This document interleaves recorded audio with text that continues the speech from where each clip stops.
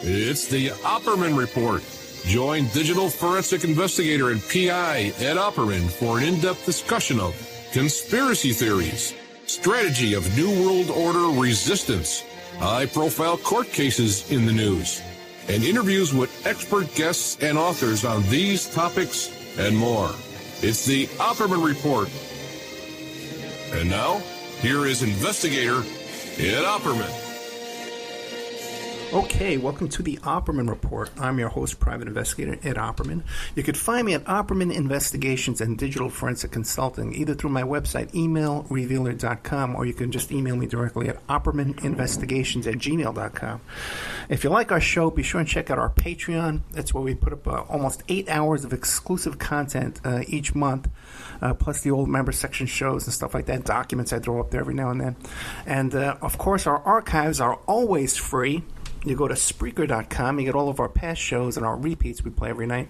And you'll find a couple of shows we did with our guest today, Mark Shaw, who's just done a lifetime of work on the Dorothy Kilgallen story. You can check out his different websites, markshawbooks.com, courageinthefaceofevil.com, the Dorothy Kilgallen Story.org, and The Reporter Who Knew Too Much, which is also about Dorothy Kilgallen. But the book he came here to talk about today, and I'm really excited about this because I love talking about Marilyn Monroe. I think that's such a fascinating story. It's brand new. It's not even out yet. The ink's not even dry yet. It's coming out in April. Okay? Collateral Damage, The Mysterious Deaths of Marilyn Monroe and Dorothy Kilgallen and the Ties That Bind Them to Robert Kennedy and the JFK Assassination. This is a lot of good stuff there. A lot of people don't realize the connection with the Kennedys and how deep that goes with the death of Marilyn Monroe. But you can put in your orders now, a pre-order, and you'll get it April 28th, I guess, right? Mark, are you there? Correct.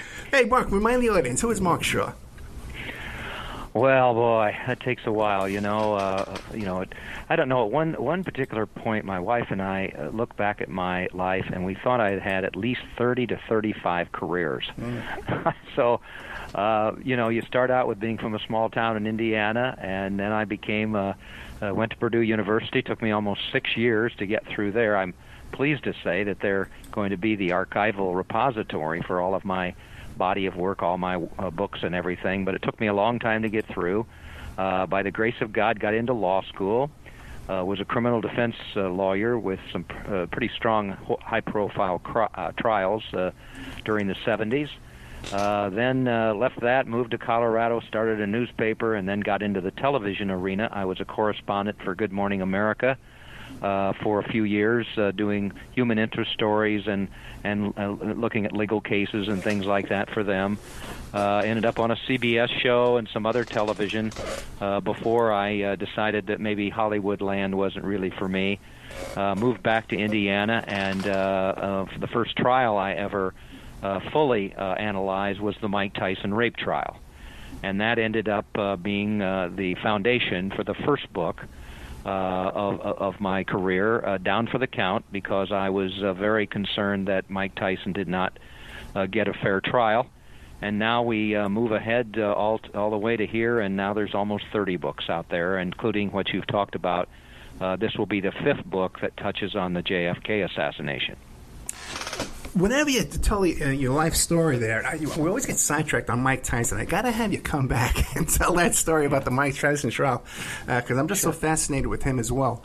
Well, let me just tell you, by the way, you'll be even more fascinated. I sat down for an interview of about 4 hours a couple of weeks ago.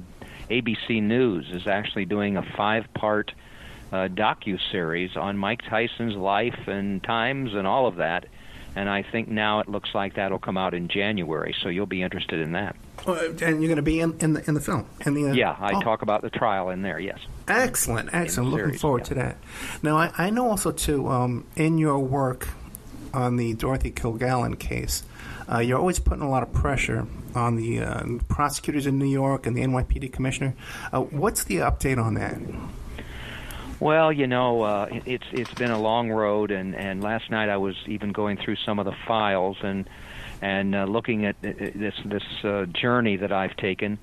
I've said before, Ed, I think for whatever reason, Dorothy decided that I was to write her story. People will talk about that, but obviously she was the most credible reporter to have ever investigated the JFK assassination. She was at the trial of Jack Ruby and interviewed him a couple times. She exposed his Warren Commission testimony before it was supposed to be published. And then she launched this 18-month investigation into the JFK assassination. And then, unfortunately, in November of 1965, she was found dead. And we can go into some of the details about her death that are in The Reporter Who Knew Too Much and Denial of Justice, staged death scene and all of that. And so when that book came out, The Reporter Who Knew Too Much, I decided, because there was no investigation of her death in 1965, if I could get Cyrus Vance Jr., the New York City District Attorney's Office, to investigate. And lo and behold, the New York Post announced that they were going to do that, and they promised a thorough investigation. There were almost 250,000 hits on the New York Post online article, and off we went. And so I spent a great deal of time informing a detective by the name of Ramos, who was assigned by the DA's office to work with me and look into Dorothy's death. I ended up finally flying to New York and met with Detective Ramos and went ahead and gave him a 70-page evidence report and all the reasons why it was a homicide, not one barbiturate in her system, but 3, wasn't an accidental death, and all of that. And more than that, pointed out to him that there was a main suspect in Dorothy's death named Ron Pataki, who was still alive and living in Columbus, Ohio. Well, I floated back to San Francisco from New York because I was so excited, and so was the detective. He was telling me all about his father watching What's My Line shows with Dorothy on them, and he had already sent out subpoenas and all of that, and so I just really felt like that we were on the right track. And so we went along for a few months, and then we got to August of 2017, and the detective told me that he and the main prosecutor assigned to the case wanted to talk to me. And I don't know why I was a little dubious, but we got on the telephone, and this guy named Eugene Hurley, an assistant DA, started telling me that they were stopping the investigation. They hadn't been able to show there was harm to Dorothy, and so on and so forth there. And I just was so shocked. I started arguing with him, and he said, well, Mr. Shaw, we're not going to argue with you. Besides, we don't know who did it. That's an exact quote. We don't know who did it, which obviously, Ed, meant that they knew it was a homicide. So I appealed. I went forward and filed a Freedom of Information request for documents and witnesses and statements and things like that. I got nothing from them. I appealed it. I went to the New York State Attorney General. I went to the governor. I went to everybody, but I couldn't get it turned around. Well, I finally decided that because of some new evidence that we can talk about that incriminated Pataki more than anything, I decided to launch another adventure into getting an investigation with New York Police Commissioner Dermot Shea. And in February of this year, I went back to New York. He was speaking at a police athletic activities PAL luncheon. I went there, I bought a ticket, and I listened to him because he was the featured speaker. And during the Q&A afterwards, I asked him about cold case cases, and it reminded him that I'd sent him a letter asking him to assign Dorothy's case to their cold case squad and all of that. And I said, what are you doing about these cold case squad cases? He said, they're very important. I know about your Dorothy Kilgallen request, and why don't you come up and talk to me afterwards? And so I did, and I went up there. I was very patient, and I went up to him. I said, listen, thanks. Is there somebody in your office that I can work with on this investigation? And he introduced me to Detective Jonathan Rivera, a tall guy, good-looking guy, formidable. And so I started talking to him, and the commissioner asked him, Rivera, to give me his business card, which I have here now. And so I floated back to San Francisco because I thought I'm going to get my investigation. Well, I went ahead and sent one email to Rivera, then 2, then 3, then 4, then 5. No response whatsoever. I finally left a telephone message with him asking him to get in touch with me, and he did not. And I think I soon realized that Commissioner Shea, for whatever reason, was playing me the fool. He had no intention whatsoever of having Rivera, who he had put in the middle of all this, which bothers me probably more than anything, putting the detective in a no-win situation by probably telling him, or not probably, telling him not to communicate with me when Shea had promised me that would happen. So I was really upset with that. I wrote Shea a couple more letters just asking him whether he was a man of his word or a liar. I didn't hear from him again, and so I filed on October 7th, Ed, a complaint with what they call the Inspector General for the NYPD, and they investigate allegations of wrongdoing with the police department, but also with civilians in the police department, and that's what Shea is now. He's no longer a police officer. He's a civilian. I filed that on October 7th. I've been told that they will get back to me next month with regard to my allegations of misconduct by the commissioner in the way that he treated me by promising me one thing and doing another, and also abuse of authority because, as I say, he somehow or another put Detective Rivera in a terrible situation, and under his command, Detective Rivera, he did that, and so I allege that in my complaint, and hopefully I'll get a fair shake from that in Inspector General's office, and if I don't, then I'm going to take both of these situations with Vance Jr. and Commissioner Shea to Letitia Jones, who is now the New York Attorney General and known for really looking into these kinds of situations. But I'm going to keep the faith that maybe I'll get a fair shake from the Inspector General's office, and that will lead to an investigation of Dorothy's death. Mark, let me ask you this, because I get updates from you. I'm on your mailing list. How can people get on your list there to get these updates? Because I'm sure a lot of people are sitting on the edge of their seat. They want to see what happens in December. Well, that's very important because with each one of my books, I've probably gotten at least, 2,500 to 3,000 emails from people around the world who have read my books, watched my presentations like ones with you on YouTube. There's almost 2 million views of those, and I get tips from people. I'm getting them continuing now. Some tip the other day that I'm going to look into from people. So the best way is to go to markshawbooks.com, and there's a place to sign up for the newsletter, and we sent one out yesterday, and I think you got a copy, of course, and so that's the best way, and then I promise people they send me an email, I get back to them. I've never not done that, and I think it's important. If they're going to take the time to email me, then I'm going to get back to them, and as I say, I would encourage people. Maybe they knew Dorothy Kilgallen. Maybe they knew something about her death. And with the new book, maybe they knew something about Marilyn Monroe. So I encourage people to get in touch with me. Yeah, and I encourage people, too, to go back to our previous interviews on Spreaker.com because we've spent 2 hours on this. And it's not like this is a guy who's an author, who researches different topics. Mark Shaw is really devoted a significant portion of his life to investigating the case of Dorothy Kilgallen and then wrote books about it. He's really up to his neck in this, and his heart is really in. There's always an expression you use when you talk about this, about the dead crying out. What is it?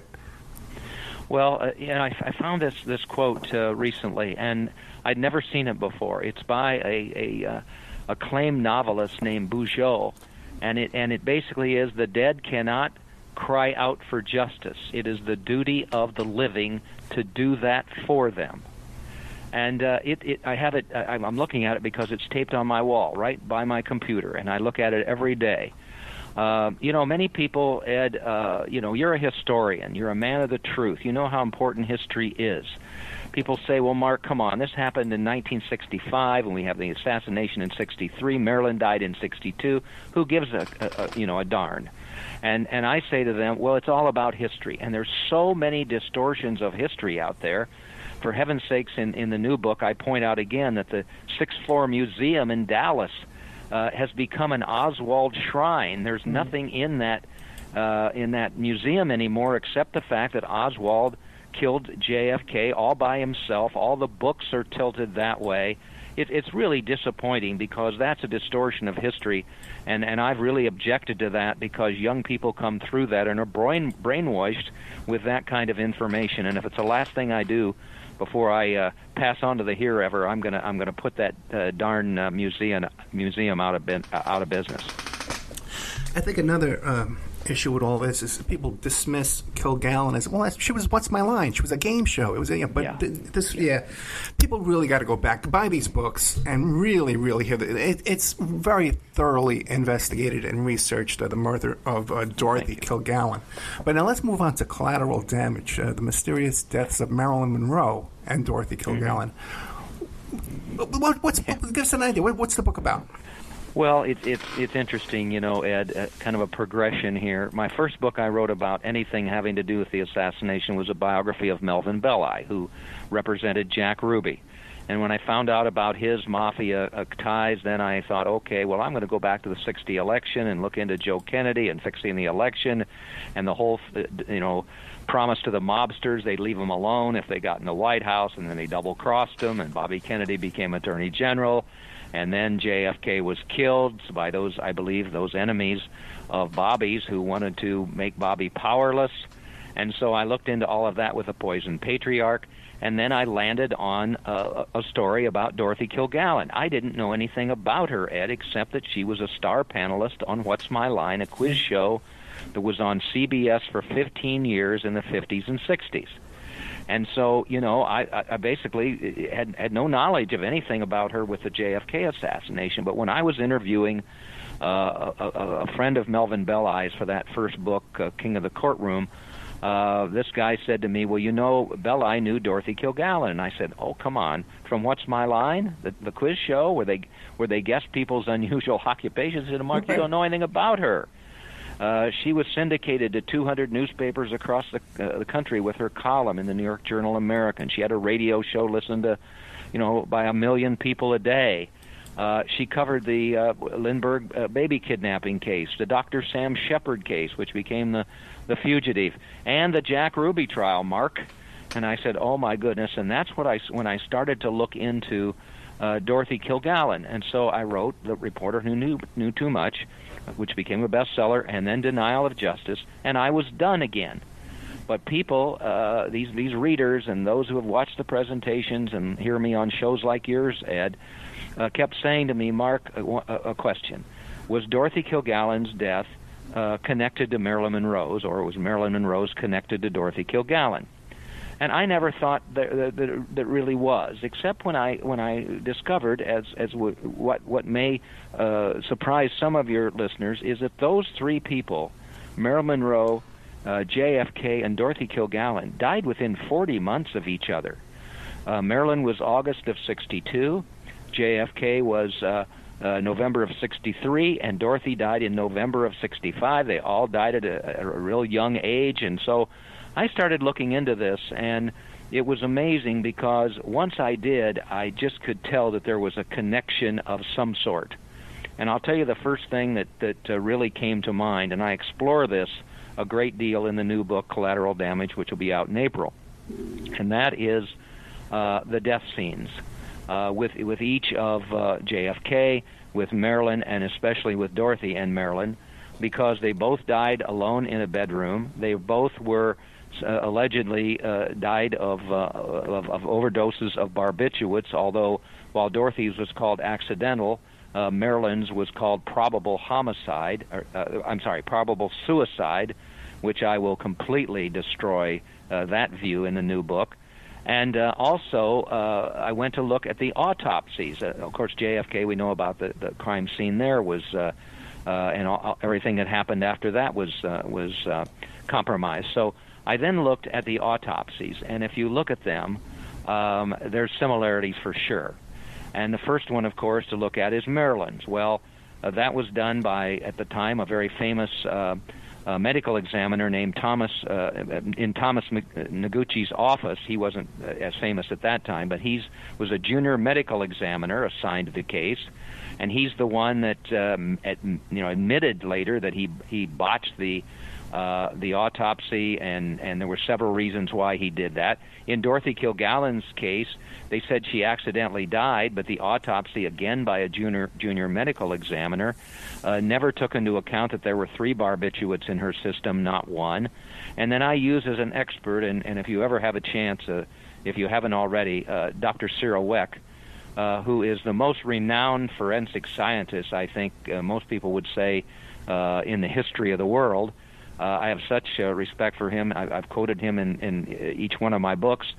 And basically, he looked at Marilyn Monroe's autopsy and said that the judgment that there was a probable suicide, he had never seen that designation in more than 15,000 autopsies that he had been involved in. So I started to connect the problems with the autopsies, and that then led me into looking at the cause of death and how these 3 people died. Real quick about the autopsy, there's a lot of speculation that some of these barbiturates were administered through suppositories. Did that come up in Weck's autopsy? No, it didn't come up in Noguchi's autopsy at all. Right. Basically, it was that she swallowed all these pills, so that didn't happen. With Weck, I explore in there his theory, his analysis of what happened, and there is some positive information that I will expose in the book with regard to what I believe is the most plausible way that Marilyn died. The reason I'm not mentioning and going into it in detail right now is because I'm still researching that, and I'll have that all in new manuscript for the new book in April.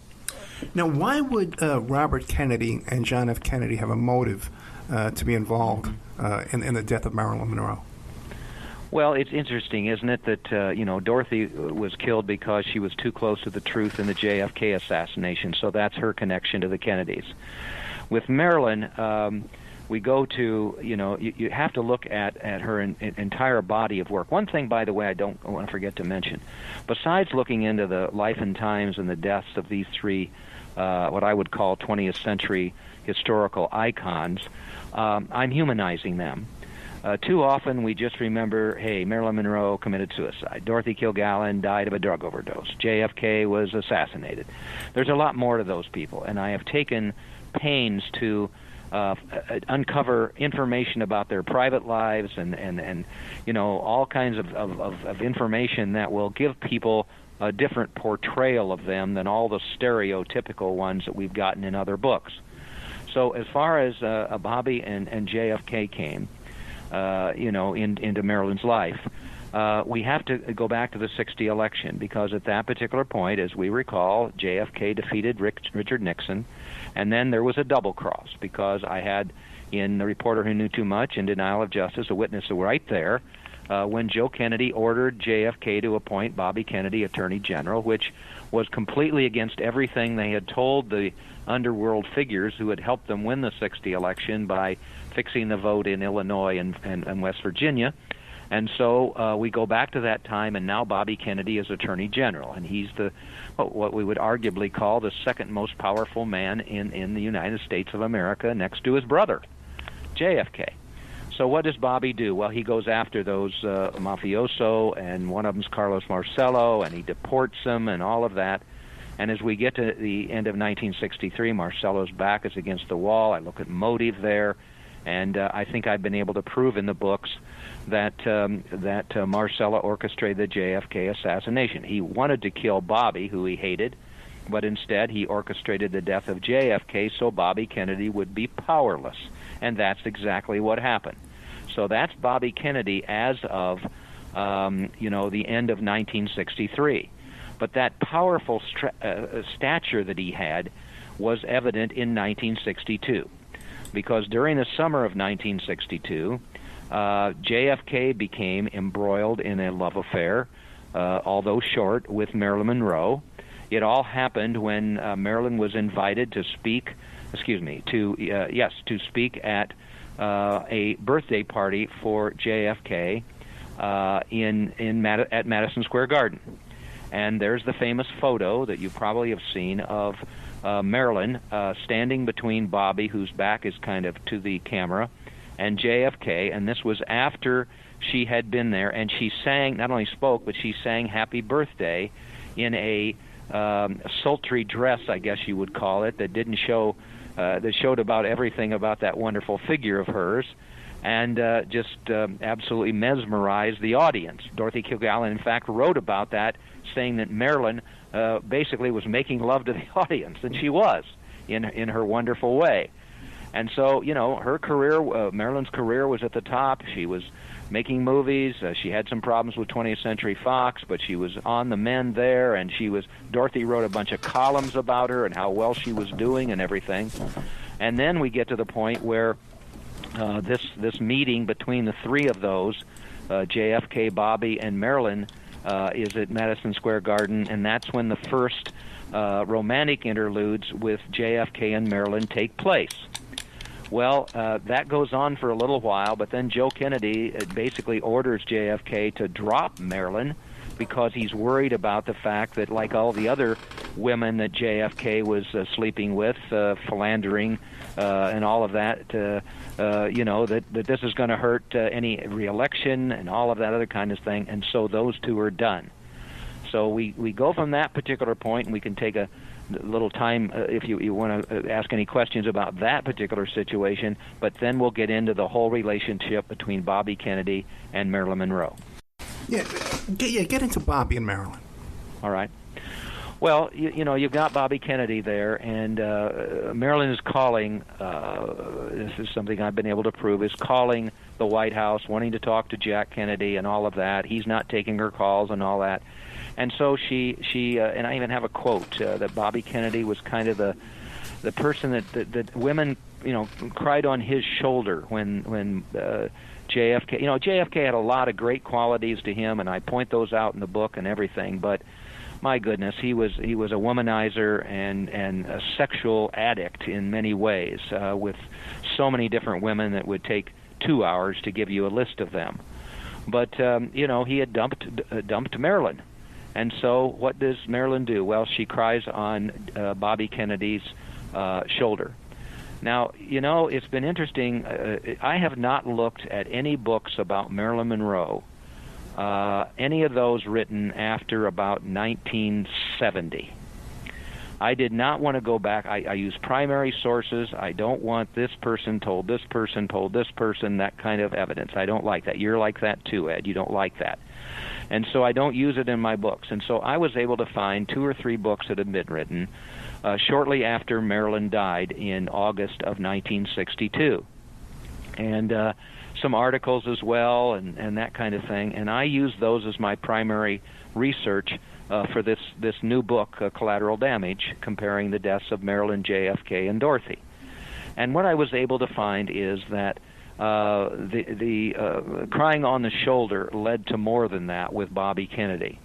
And while the Kennedys denied it, that anything had happened there and continue to this day and all of that, I was able to prove through primary source documents and witness statements at the time and accounts that were in books by 2 authors especially that I heap praise on because they interviewed people who were there at the time. They interviewed her psychiatrist and her doctor. They interviewed her best friends, Marilyn's. This one gentleman even found documents of at the pharmacy where Marilyn was getting her drugs.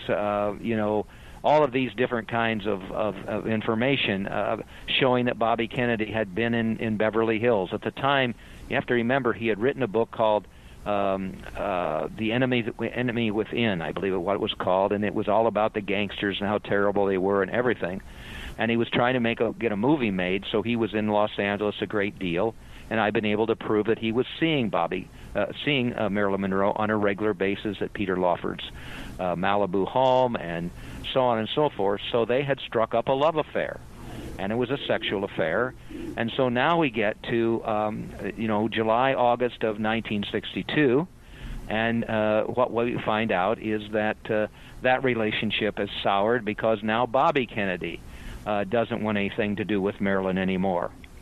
And it's interesting because I like to rely on government documents when I feel like that they are valid, and I was able to find an FBI memo that is shocking in nature. And it basically ties the three individuals in the book together. One of the interesting parts of that is not only Dorothy, but Marilyn, but JFK's interest in UFOs. And there's some very interesting information that will be in the new book as to how that happened and how the three of them get tangled up in all of this conjecture about whether they're little green men or not. Dorothy wrote a long article about it, and so on and so forth. So I found that FBI memo, but more than that, then it really discusses how valid the allegations were that Bobby Kennedy was having this relationship with Marilyn. And so I took that and I started to really look at the three deaths through Dorothy Kilgallen's eyes. How would she have investigated Marilyn's death? And I was able to find columns that she had written both before and after Marilyn's death that gave me an insight into what was happening and why she had real doubts about Marilyn having committed suicide, and how she believed, as she called it, the man in her life was actually Bobby Kennedy. So that gave me, an interesting view. I always looked at JFK's assassination as why Bobby Kennedy wasn't killed instead of why JFK was, and that changes everything. Well, when you look at Marilyn Monroe's death, you need to look at motive. If she, in fact, was killed, then who would have had the greatest motive to have done that at the time? Well, unfortunately, Marilyn and Dorothy had another, connection, another similarity of many. I think there are more than 50 similarities in the new book. But Marilyn Monroe was a blabbermouth, and she started telling people, and I have some very strong evidence that I uncovered, that she was going to expose both her relationship with JFK and the one with Bobby Kennedy and any possible national secrets that they may have told her as they were both lying on the pillow in a bed somewhere. They had talked too much to her about those kind of things. So she was saying that at some particular point she might go to the media with that. Well, why is that a connection with Dorothy? Because Dorothy was telling everyone, and this is in both The Reporter Who Knew Too Much and Denial of Justice, and even more so now in Collateral Damage, that she was going to crack the JFK assassination wide open. If the wrong people knew what I know about the JFK assassination, it would cost me my life. I'm afraid for my life. I bought a gun. All of those things, but she was out there telling the world, and obviously those people who were involved in the JFK assassination had the motive to have silenced her, because Dorothy was going to put all of that in a new book she was writing for Random House. So you've got both women, Marilyn in August 62, and then Dorothy as we get to November 65, saying way too much. Dorothy was the reporter who knew too much, and in my opinion, Marilyn was the actress who knew too much. And so we get to the point there where this exposure is going to happen, Ed, and who's going to be harmed with that? Well, I've been able to show through some articles and books and actual accounts at the time, there's only one person you can point to, and that is Bobby Kennedy. Mark, in your research on this, did you look into the incidents at the Cal Neva Lodge? I tell you what, Ed, I'm always amazed at you and your research. You're way ahead of me. Actually, yes, I certainly did. And, there's been a lot of conjecture about what happened. For those that aren't familiar, there was the Cal Neva Lodge on the border of, it's on the border. In fact, it finally just reopened. It's interesting to know. Somebody took it over. But it's on the border of Nevada. Let's see, is it Nevada? Yeah, Nevada and California, by Lake Tahoe. And this was a place that was infiltrated by a lot of, visited by a lot of gangsters. Supposedly, Joe Kennedy had a interest in it. Frank Sinatra had an interest. Sam Giancana, the gangster, had an interest in it. The Rat Pack, that's where they were all up there. All of them, Sammy Davis and Peter Lawford and all those, and of course Frank Sinatra. And so the conjecture was that Marilyn Monroe was there the weekend before she died. And we've never quite been able to uncover exactly what happened. And just recently, I've been able to come up with some primary source evidence, and so I think I'll be able to prove in the book, and I'll be able to give you more information about that as we get closer to the book coming out, as to exactly what happened up there. But there's no question in my mind that, again, Marilyn was talking too much. She was disappointed. JFK had dumped her, then RFK had dumped her, and she was at her wit's end. Everything else in her life was really going along well. In fact, she believed at some particular point that she might even remarry Joe DiMaggio. And so everything was going well, but there was this black cloud hanging over her life, and that was this whole situation with Bobby Kennedy, because she felt like she was being used. I don't know why, it just came to me. That's how I feel about Commissioner Shea, that he just used me in many ways. And Mark, go away, and we're not going to, all this. It's a terrible feeling. Any human being doesn't like to feel like they're being used, and that's how Marilyn felt. She was telling people she felt like a piece of meat, that they were just, sharing her and tossing her around and all of that and that kind of thing. And so you can imagine, and I try to really get into the emotion of this, because here's the most famous movie actress in the world, arguably the most beautiful woman who ever lived, with that incredible smile and curvaceous figure and all of this. And just wants to be, as I've found some writings by Marilyn, wants just to be recognized as a credible actress and all of that. And if you look at some of those films before she died, The Misfits and The 7-Year Itch, and some of those films, you can see that wonderful way of hers and everything. And here she is. First, the president won't take her calls, and then Bobby won't take her calls. And you can just imagine her sitting by the phone crying her eyes out, because she was a very emotional woman. She was going through tough times with that. She was having trouble sleeping and all of that. And you can just imagine what that was like for her. And she didn't need to be treated that way. And it should have never happened. That should have never happened to Marilyn Monroe. What do you believe happened the day she died, and who do you believe was there and involved? Well, again, what I've tried to do is separate fact from fiction here, because there's so many fictional accounts that are based. Okay, I'm going to say this. This is the Rudy Giuliani way of proving things. You go out and you make all these statements about fraud with the election and everything else, and then you have actually no proof. And I think yesterday he admitted he'd exaggerated a lot of that. Well, this is the same thing that happened in 1962 with Marilyn's death. The crime scene was completely compromised. When her doctor and psychiatrist got there was about a few hours before the police were called. It was like Dorothy Kilgallen's crime scene. The same thing happened there, the compromise.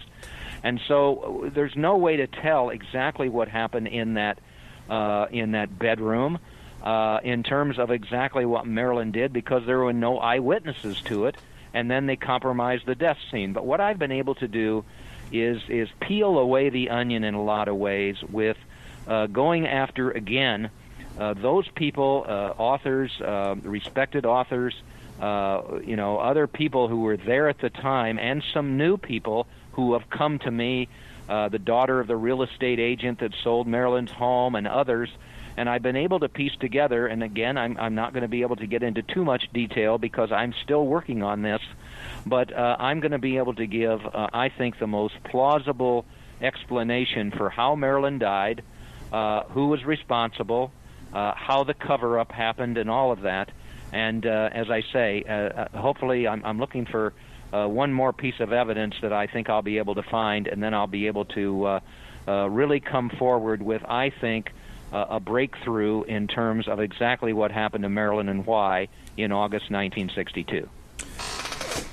But right now, if we go to Amazon and we look up collateral damage, in the description, you say that you believe that Robert Kennedy, that there's enough evidence to convict Robert Kennedy. Oh, no, I don't have any problem with mentioning that.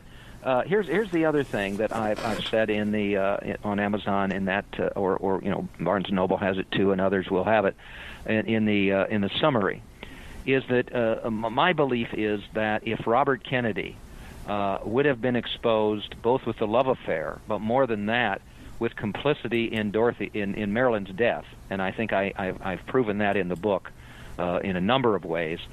Then if that would have happened, then his power would have been neutralized, because he would have had to have explained the affair with Marilyn.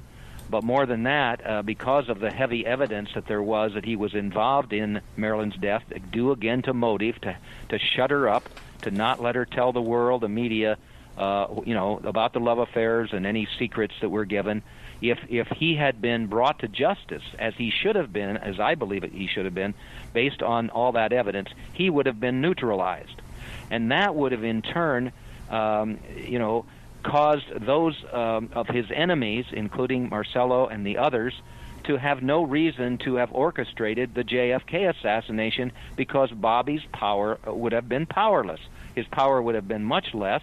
He probably would have to have resigned as Attorney General and everything. And so what do we have there? If he had been brought to justice, what my theory is, and people may disagree with it, but my theory is, based on all my research, if he had been brought to justice, there would never have been the JFK assassination by Bobby's enemies in 1963. And then what do we know? There would have never been Dorothy Kilgallen's investigation of the JFK assassination, because there would have been no assassination. And that's where you get the trigger effect, the collateral damage to these three individuals based on Bobby Kennedy and Joe Kennedy's double cross in 1960 and 1961, when Bobby went after those mobsters. And I could even tell you a quick story. I saw firsthand when I was with Good Morning America. They asked me to go to Philadelphia and interview the lawyer for a mafia don there named Angelo Bruno, and I did. And that interview was on Good Morning America the next morning. And the producer said, "Mark, do you think that lawyer will talk to you again?" And so I called his office, and this weeping woman answered, and I said, "Are you okay?" And she said, "Well, Mr. Shaw, I guess you don't know. When such and such, I can't remember his name, when he started his car this morning, it blew up. You can't mess around with those guys."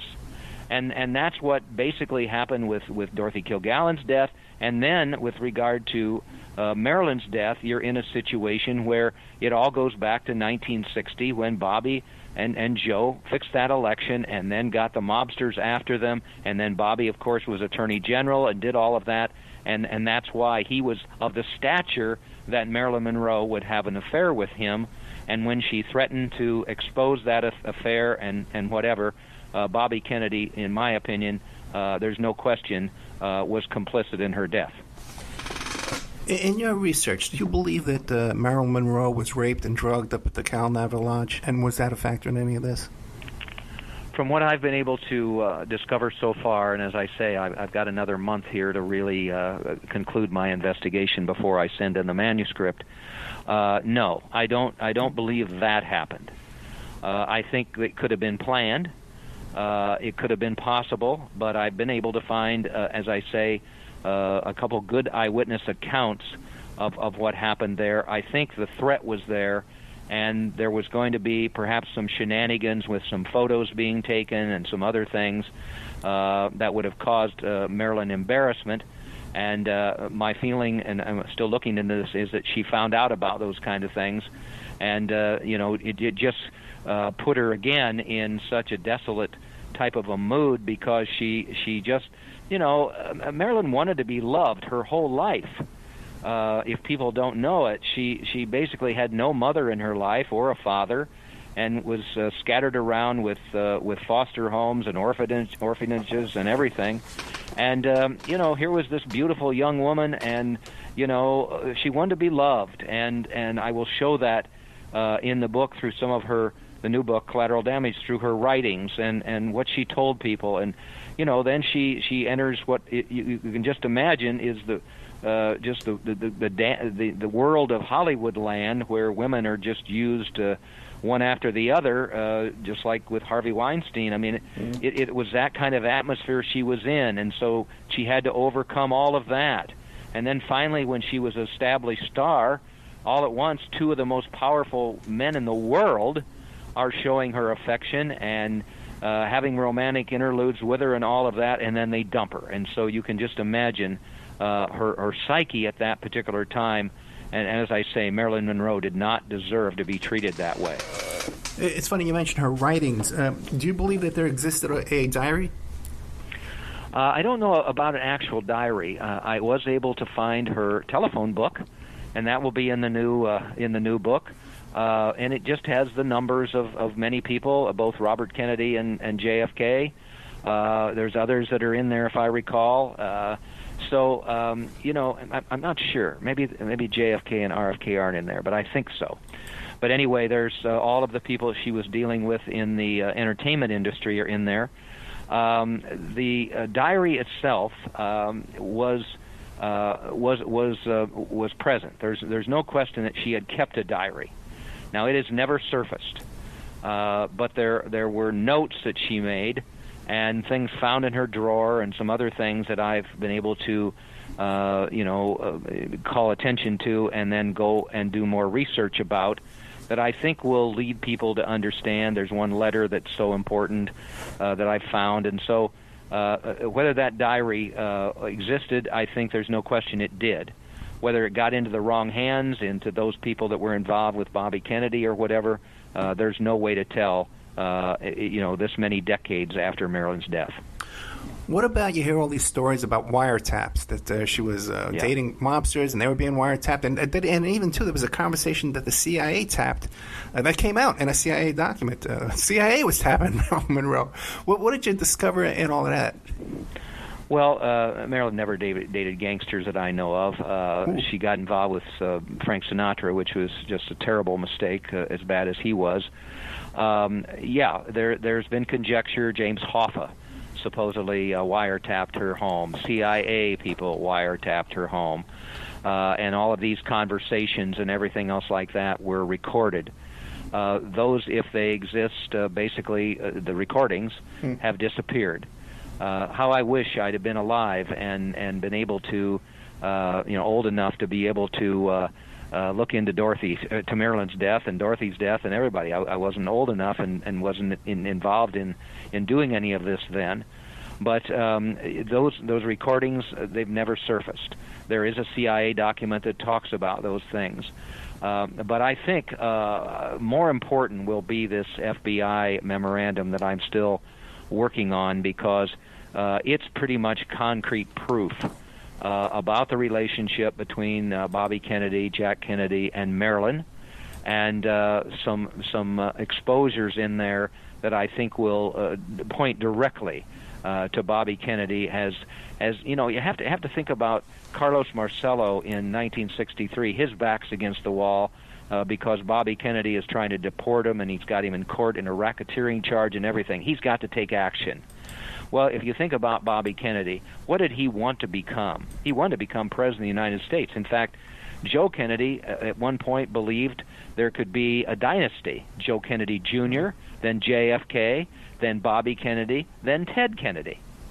So, Joe Kennedy Jr. died in the war, but then JFK is president. Well, what's he thinking? JFK will, preside as president for 8 years, and then Bobby will take over. So that's Bobby's aspirations. He's now become powerful as Attorney General. He's showing the Kennedy family that he's this, he's succeeded, and he's going after these mobsters, getting all the headlines and everything else, and he's going to run for president. Well, what's the problem right now? Well, if this blonde bombshell of Marilyn Monroe, this famous actress, goes to the media and starts talking about their affair, and maybe even mentions a couple things that Bobby leaked to her on the pillowcase about national security, he's dead in the water as far as his political career goes. And so you look at motive. That's what I do as a former criminal defense lawyer. I always look at motive. And there's not one more single person in the world who had more motive to kill, to somehow orchestrate the death of Marilyn Monroe than Bobby Kennedy in 1962. We only got about a minute left, but you got to go to Amazon and pre-order Collateral Damage, The Mysterious Deaths of Marilyn Monroe and Dorothy Kilgallen, and the ties that bind them to Robert Kennedy and the JFK assassination. But also, too, it's really a good idea to go to markshawbooks.com and get on the mailing list, because he sends out all kind of good stuff to keep you up to date. Yeah, Mark, what do you want to leave us with in 1 minute? Well, this is my contribution to history. All of my books and all of my research are going to be at the Purdue University archives, special collections as of after the first of the year. And so people can do research based on my research. That's what I'm interested in. I'm interested in the truth like you are, Ed, and I've always respected you greatly for that. And that's what we want to find out about history. We want to find out the truth of what happened and come as close as we can to exposing that truth to the public. Mark Shaw, thank you so much. And everybody keep an eye out for Collateral Damage, The Mysterious Deaths of Marilyn Monroe and Dorothy Kilgallen. Thank you so much. Thank you, sir. Good night.